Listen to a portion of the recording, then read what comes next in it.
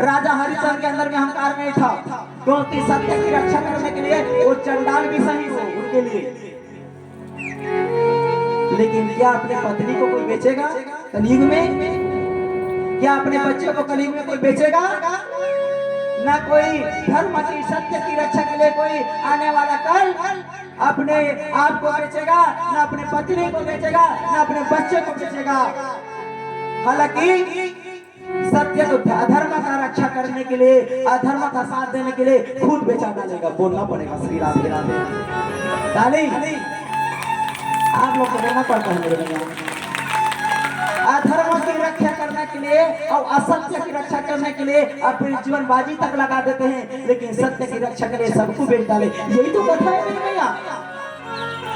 कथा तो यही सीखना है। कथा कहानी तो हमें उससे ज्यादा तो आप लोग जानते हो दादाजी, हमें पता है, क्योंकि आप लोग ना मेरे से पिता के समान हो, मेरे पिता हो, आप लोग के पास ज्ञान है। लेकिन मैं यही सिखाने का प्रयास करता हूँ कि सत्य की धारण करो, जो कि आपके जीवन में आ जाए तो आपके जीवन की रेखा बदल जाए। बोलना पड़ेगा श्री राधे राधे। जरा मुस्कुरा कर तो बोलो मेरी मैया। श्याम से सत्य की रक्षा के लिए।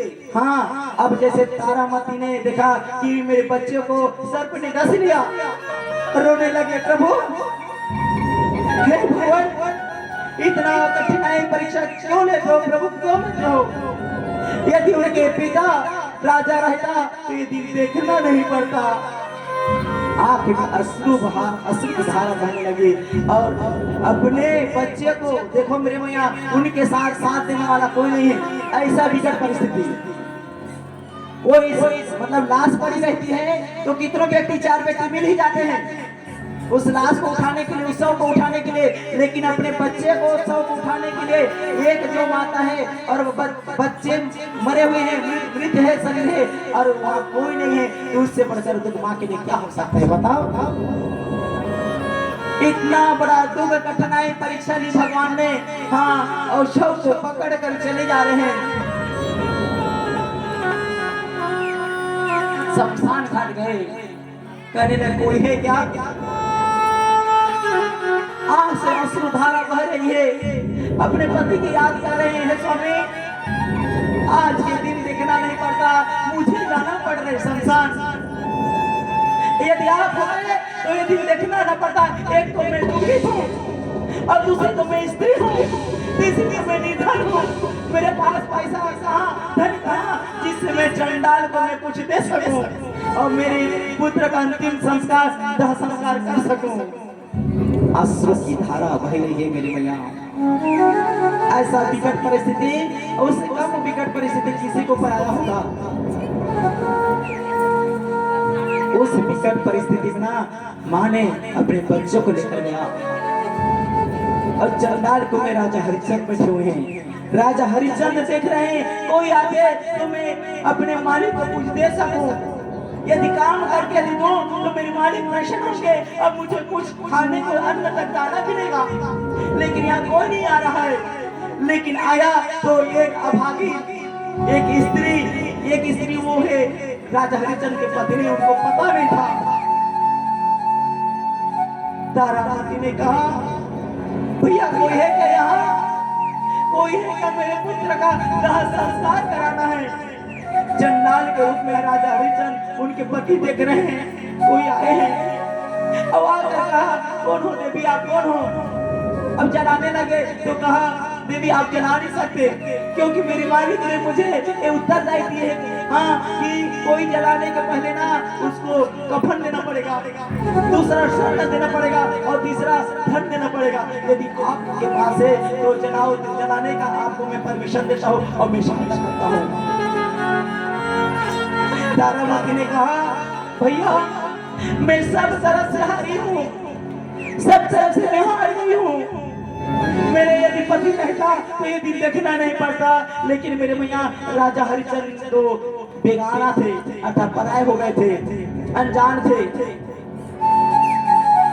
प्रभु ये कैसा परीक्षा की घड़ी भगवान। धीरज धर्मो मित्रौ नारी, आपद काल परीक्षा ही चाहिए। धीरज धर्म और मित्र नारी को ना आपत्ति काल में परीक्षा देनी पड़ती है मेरी मैया। और जैसे ना कहने लगे मेरे पास तो कुछ नहीं है भैया, भैया से संबोधन किया।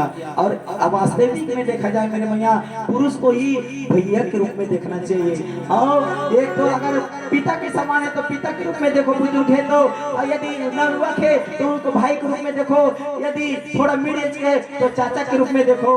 तो ना स्त्री को पर पुरुष को भैया, दादाजी या भाई या पुत्र के रूप में देखना चाहिए, बोलना पड़ेगा श्री राधे। राजा हरिश्चंद्र को कहा भैया मेरे पास तो कुछ देने का नहीं है। तारामती ने कहा यदि उसने एक सवाल कर एक रोए एक शब्द बोला कि बेटा रोहित बेटा, रोहित बेटा कहके जब पुकारने लगे तो हरिचंद्र ने देखा क्या नाम बोला, देवी क्या नाम है बोला, बहना ऐसे बोले तो कहने लगे मेरा बेटा रोहित है। क्या रोहित है? मुझे ऐसा लगता है ये नाम सुना जैसा लगता है देवी, काश में ये नाम से मेरा रिश्ता है। रिश्ता है? क्यों ऐसे बोल रहे हो? हाँ रिश्ता है मेरा, मेरे नाम अर्थात मेरे बेटा के नाम ना, मेरा नाम राजा हरिचंद्र और मेरे बेटे का नाम रोहित। बेटा का नाम रोहित, आप कौन हो? मेरे स्वामी हो क्या? मेरे भैया राजा हरिचंद्र के देखकर ना उनके आंसू की धारा बहने लगी। अब एक बात आई कि राजा हरिचंद्र ने कह दिया कि हे देवी मैं तो चंडाल हूँ, लेकिन मेरा यहाँ भी फर्ज बनता है, मैं ना अपने पुत्रों को भी मैं दाह संस्कार नहीं करा सकता। क्यों स्वामी क्यों नहीं करा सकता? क्योंकि आप उनके पिता हो। तो कहा पिता तो था लेकिन मैं किसी का मैं नौकर हूँ, यहाँ मैं किसी का नौकर हूँ और नौकर का भी फर्ज बनता है अपने मालिक की दो पैसा आमदनी करना, लाभ करना। और मैं विवश हूँ देवी, मैं एक तरफ मेरे पुत्र और दूसरी तरफ मेरे मालिक। देखो मेरे माँ, एक तरफ उनके पुत्र है, दूसरी तरफ उनके मालिक है। सत्य की रक्षा करना ना अपने इस स्थिति में उनके लाश पड़े हुए उनके बच्चे का और देख रहे हैं, बड़ी दुख की बात है। ये समाज एक बच्चे के लिए दुख, दूसरे पत्नी के दुख और राजा तीनों के प्रति दुख व्यतीत हो रहा है। ऐसी स्थिति में ना वो सत्य को नहीं छोड़ेंगे भैया, सत्य को नहीं छोड़ा। जब ना सत्य को नहीं छोड़ना तो भगवान प्रसन्न हो गए, विश्व से प्रसन्न हो गए, कहने लगे देवी हे राजा हे रोहित बेटा उठ जा बेटा, तुम लोग ने सत्य में परीक्षा में पास हो गए। प्रेम सुनो भक्त और भगवान की जय। इसका समझो मेरे भैया, सत्य की रक्षा अवश्य करो, बोलना पड़ेगा श्री राधे राधे। तेरा मुस्कुरा कर बोलो मेरे भैया।